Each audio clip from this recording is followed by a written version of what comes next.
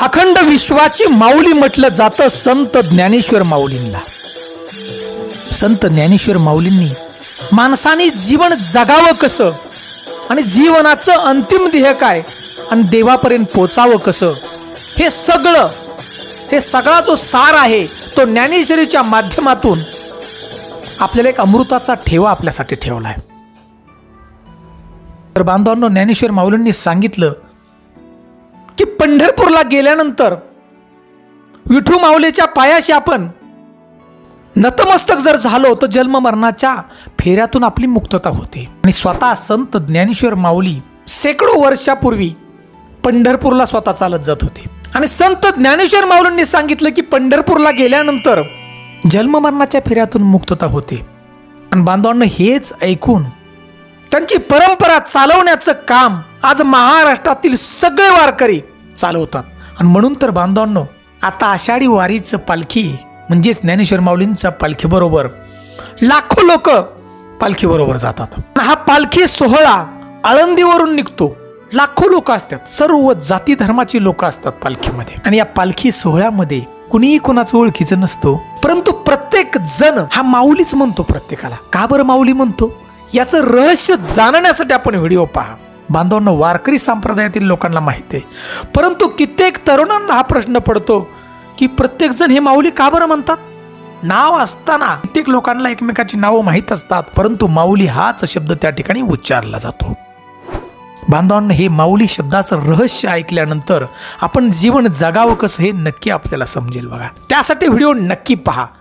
ज्या पुण्यभूमीतून आपण पाहताय व्हिडिओ, त्या भूमीचं नाव आम्हाला नक्की शेअर करा. मी हनुमंत पवार दारकरी, तुम्ही पाहताय मराठी मोटिवेशनल स्टोरी चॅनल.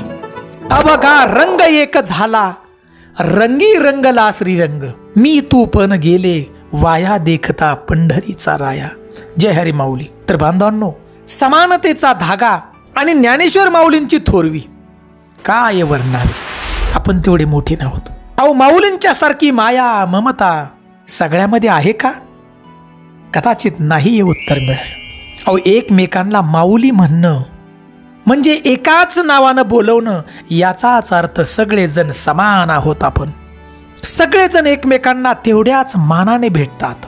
इथे कोणीही मोठा नाही, कोणी लहान नाही, कोणी गरीब नाही, कोणी श्रीमंत नाही, कुठल्याच प्रकारचा भेदभाव नसतो वारीमध्ये. तिथे प्रत्येक जण भगवंताचा आणि भगवंत प्रत्येकाचा. याच समानतेच्या धाग्याला पकडून एकमेकांना माऊली म्हणायचं का?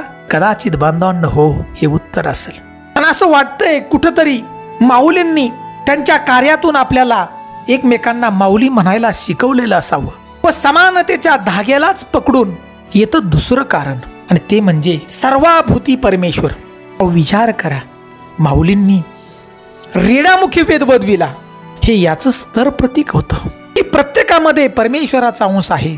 आणि माऊली हेच सुचवायचा आपल्याला प्रयत्न करत होते. व त्यावेळी आपण सगळेजण समान आहोत. व या महान परमात्म्यानं सगळी लेकरं सारखीच निर्माण केली. भेदाभेद हा माणसानेच माणसामध्ये निर्माण केला. आणि मग या वारीच्या निमित्तानं पुन्हा आपल्याला या गोष्टींची जाणीव व्हावी की माणूस म्हणून आपण सगळे समान आहोत आणि आपल्यात ईश्वराचा म्हणजेच प्रेमाचा अंश आहे. म्हणून सगळ्यांनी एकमेकांना माऊली म्हणायचं का? तर बांधवांनो, हेच उत्तर आहे. आणि याच प्रेमाला धरून पुढचं कारण, अहो माऊलींचं प्रेम. आणि मुळात माऊली या शब्दाचा किती अर्थ गोड हो.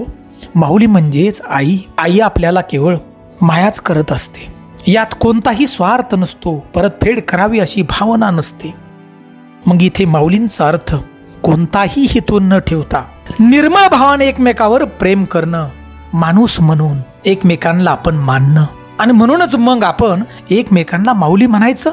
कदाचित बांधवांना हेच उत्तर बरोबर आहे. माणूस धर्म आणि तो सगळ्यामध्ये असावा. याच माणुसकीच्या नात्यांना आपण सगळ्यांना जोडणारा किमान एक तरी दुवा असावा, आणि हा दुवाच म्हणजे माऊली. या वारीमध्ये लाखो लोक असतात, सर्व जाती धर्माचे. वारीमध्ये कित्येक जण एकमेकांना ओळखीचे असतात. याचं एक उत्तर. तर दुसरं म्हणजे बांधवांनो, कोणीच कोणाला ओळखीचं नसतं, हे त्याचं दुसरं उत्तर. आणि बांधवांनो, सगळेच जण एकमेकाच्या ओळखीचे असतात.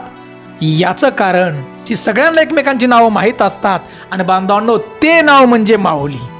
अहो माऊली म्हणजे सकारात्मकता. अहो विचार करा, पराकोटीचा अन्याय झाला, अत्याचार झाला, हे सगळं सोसून सुद्धा अखंड या विश्वाला पसायदान दिलं माऊलीने आपल्यासाठी.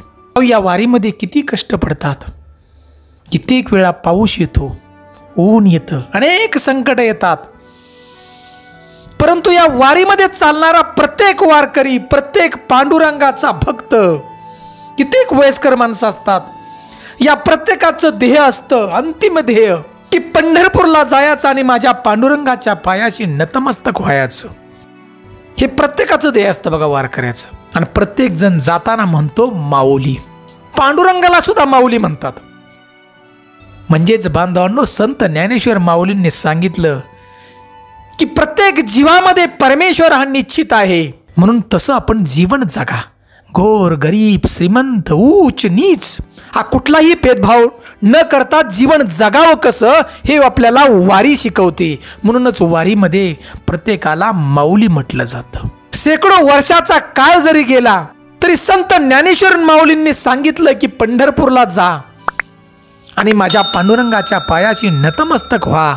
जन्म मरणाच्या फेऱ्यातून तुम्ही मुक्त होताल आणि जीवन जगावं कसं यासाठी माऊली म्हणा. तर बांधवांनो जीवनाचं अंतिम ध्येय काय हे पाहण्यासाठी की जीवन जगावं कसं याची प्रचिती घेण्यासाठी आपल्या भागातून संत ज्ञानेश्वर माऊलींची वारी, जगद्गुरु संत तुकाराम महाराजांची वारी जात असेल ना, तर या वारीमध्ये 2-3 किलोमीटरचं अंतर चालत नक्की सहभागी व्हा आणि फुलला फुलाची पाकळी म्हणून वारकऱ्यांना आपण नक्की मदत करा. आपण वारीमध्ये जात असताल तर आम्हाला कमेंट करून नक्की सांगा. आणि ही सुंदर अशी माहिती आवडली असेल तर आमच्या चॅनलला नक्की लाईक करा.